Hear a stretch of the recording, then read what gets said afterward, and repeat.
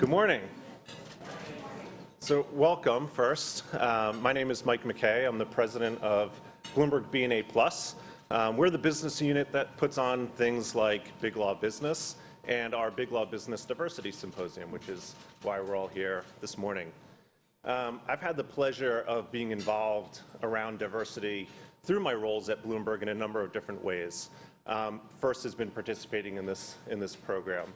I've also been one of the co-founders of our Employee Ability Group, and that's been really special to me. And then last, I've been able to serve on the board of Lime Connect. Susan Lang, are you here? So Susan in the back. Susan's our president, and helping us rebrand disability through achievement. Before we get going, let me thank our sponsors. So Major Lindsay in Africa and Quirls and Brady, we couldn't do this without you, so thank you.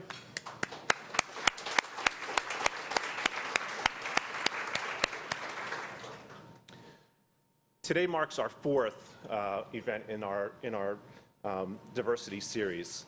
It's our first time meeting here in Washington, D.C. And last year, our workshop, we agreed to focus on countering implicit bias and doing that with training, accountability, and leveraging data. Today, we're continuing that conversation and really focusing on how do we integrate diversity as part of our core business. At Bloomberg, this is something that we've taken very seriously. In fact, we now, as business leaders, have to include our D&I plans as part of our business plans every year, and that's something that we're reporting on to our chairman, Peter Grauer, who is also our executive diversity sponsor. You know, it seems like things like this are becoming more and more common, and it's important. It's encouraging to see that progress, but it also feels like we're very much at the beginning of this conversation, and that there's an awful lot of room to continue to improve. Without it continuing to be an ongoing discussion and something that we're incredibly purposeful with, it's never going to have the impact that we need it to have. I think we would probably all agree that when looking at the legal industry, we would definitely agree that there's more opportunity for improvement. I think the legal industry is just starting to understand that this is something that they have to address. And so I've been encouraged by seeing that progress, but it also reminds you of how much progress it needs to still come.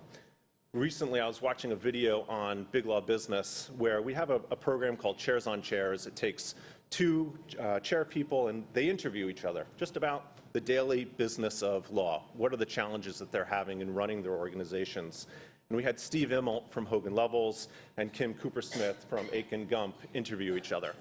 And I was encouraged to hear them both on their own bring up the significance of diversity as part of their business plans and as part of their focus in growing their businesses and in tying it to their business success.